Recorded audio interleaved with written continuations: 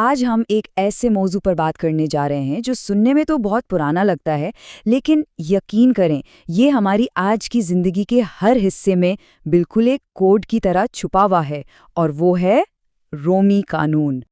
کبھی یہ خیال آیا ہے کہ دنیا بھر میں الگ الگ ثقافتوں میں قانون کے کچھ بنیادی اصول ایک جیسے کیوں ہیں؟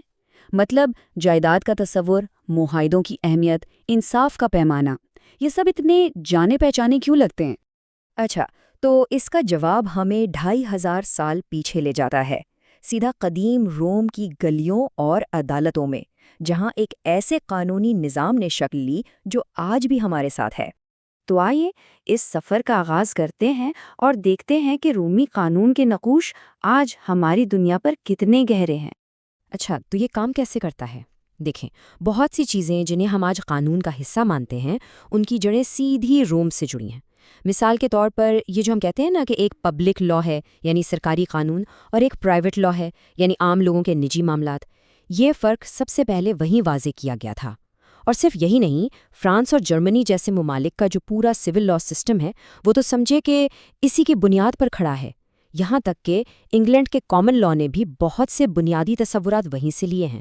اور ہاں، جب بھی کوئی بونا فائڈ یعنی نیک نیتی کیسا لفظ استعمال کرتا ہے تو وہ انجانے میں 2000 سال پرانے رومی قانون دانوں کی زبان بول رہا ہوتا ہے۔ لیکن سوال یہ ہے کہ یہ سب شروع کیسے ہوا؟ قانون ہمیشہ سے لکھا ہوا تو نہیں تھا۔ ایک وقت تھا جب قانون صرف چند طاقتور لوگوں کے ذہنوں میں تھا، اور پھر ایک ایسی تبدیلی آئی جس نے سب کچھ بدل کر رکھ دیا۔ جو چیز یہاں واقعی دلچسپ ہے وہ یہ ہے کہ قانون جمہوری کیسے بنا۔ شروع میں قانون صرف زبانی رواج تھے جن کی تشریح صرف پادری اپنی مرضی سے کرتے تھے، لیکن پھر روم کے عام شہریوں یعنی پلیبینز نے امیروں کے خلاف آواز اٹھائی کہ بھائی یہ نہیں چلے گا۔ اس دباؤ کی وجہ سے قانون کو لکھنا پڑا، اور یہ جو 12 تختیاں تھیں انہیں شہر کے بیچوں بیچ لگا دیا گیا تاکہ ہر کوئی امیر ہو یا غریب اسے پڑھ سکے اور سمجھ سکے۔ یہ شفافیت کی طرف ایک بہت بڑا قدم تھا۔ تو اصل بات یہ ہے، قانون کو ایک خفیہ علم سے نکال کر ایک عوامی دستاویز بنا دیا گیا۔ اب کوئی یہ بہانہ نہیں کر سکتا تھا کہ اسے قانون کا پتہ نہیں تھا، اور نہ ہی کوئی جج اپنی مرضی سے اس کی منمانی تشریح کر سکتا تھا۔ یہ اپنے وقت کا ایک حقیقی انقلاب تھا۔ اور یہ قوانین صرف کوئی بڑی بڑی فلسفیانہ باتیں نہیں تھیں، بلکہ یہ سیدھے سادھے روزمرہ کے مسائل کے بارے میں تھے۔ یہاں دیکھیں، ٹیبل 3 قرضوں کے بارے میں ہے، بالکل وہی مسئلے جو آج بھی ہیں۔ ٹیبل 8 چوری اور لڑائی جھگڑے جیسے جرائم سے متعلق ہے، اور ٹیبل 11 تو اتنا مخصوص تھا کہ اس نے امیر اور غریب طبقے کے درمیان شادی پر ہی پابندی لگا دی تھی، حالانکہ بعد میں یہ قانون بدل گیا۔ اس سے صاف ظاہر ہوتا ہے کہ قانون ہمیشہ سے اپنے معاشرے کا ہی عکس ہوتا ہے۔ چلیں اب کہانی میں تھوڑا آگے بڑھتے ہیں۔ جب روم ایک شہر سے پھیل کر ایک بہت بڑی سلطنت بن گیا تو اس کے قانون کو بھی اپنے ساتھ ساتھ بڑا ہونا پڑا۔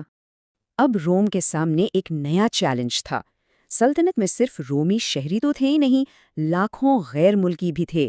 اس مسئلے کا حل انہوں نے 2 قسم کے قانون بنا کر نکالا۔ ایک تھا یوس سول یعنی شہر کا قانون جو صرف رومی شہریوں کے لیے تھا اور بہت سخت بھی، لیکن دوسرا اور زیادہ اہم تھا یوس جنٹیم یعنی قوموں کا قانون۔ یہ سب کے لیے تھا، چاہے کوئی رومی ہو یا غیر ملکی۔ یہ بہت لچکدار تھا اور انصاف کے ان اصولوں پر مبنی تھا جنہیں سب تسلیم کرتے تھے، اور یہی قانون آگے چل کر ہمارے آج کے بین الاقوامی قانون کی بنیاد بنا۔ اب ہم کہانی کے کلائمیکس پر پہنچتے ہیں۔ صدیوں کے قوانین، عدالتی فیصلے اور ماہرین کی آراء سب مل کر ایک قانونی جنگل بن چکا تھا۔ پھر ایک شہنشاہ آیا جس نے اس پوری افراتفری کو ترتیب دینے کا فیصلہ کیا۔ تو 527 عیسوی میں شہنشاہ جسٹینین نے ایک بہت بڑا منصوبہ شروع کیا۔ اس کا مقصد بالکل صاف تھا، صدیوں کے بکھرے ہوئے اور کبھی کبھی ایک دوسرے سے ٹکراتے ہوئے قوانین کو اکٹھا کر کے ایک واحد، جامع اور واضح قانونی ضابطہ تیار کرنا۔ اس عظیم کام کو نام دیا گیا کارپس جورس سیولس۔ یہ صرف قوانین کی ایک کتاب نہیں تھی، بلکہ یہ ایک ایسا شاہکار تھا جس نے رومی قانون کو ہمیشہ کے لیے محفوظ کر لیا اور آنے والی نسلوں کے لیے ایک روشنی کا مینار بن گیا۔ تو سوال یہ ہے کہ جسٹینین نے یہ کیا کیسے؟ بہت ہوشیاری سے۔ اس نے اس پورے کام کو 4 حصوں میں تقسیم کیا۔ کوڈیکس میں تمام پرانے شاہی قوانین جمع کیے، ڈائجسٹ میں تمام بڑے قانونی ماہرین کی بہترین تحریروں کا خلاصہ تھا، انسٹیٹیوٹس قانون کے طالب علموں کے لیے ایک ٹیکسٹ بک جیسی تھی، اور نویلے میں وہ نئے قوانین تھے جو اس نے خود بنائے۔ سمجھے کہ یہ قانون کا ایک گریٹسٹ ہٹس البم تھا۔ تو اب ہم واپس آج کی دنیا میں آتے ہیں اور دیکھتے ہیں کہ جسٹینین کے اس کام نے ہماری جدید دنیا کو آخر بنایا کیسے۔ جسٹینین کے اس ضابطے کا اثر اتنا گہرا اور دیرپا تھا کہ آج بھی محسوس ہوتا ہے۔ یہ پورے یورپ میں سول لا سسٹم کی بنیاد بن گیا۔ چرچ کے اپنے قوانین بھی اسی سے بہت زیادہ متاثر ہوئے، یہاں تک کہ بین الاقوامی تجارت اور سفارتکاری کے اصول بھی اسی سے نکلے۔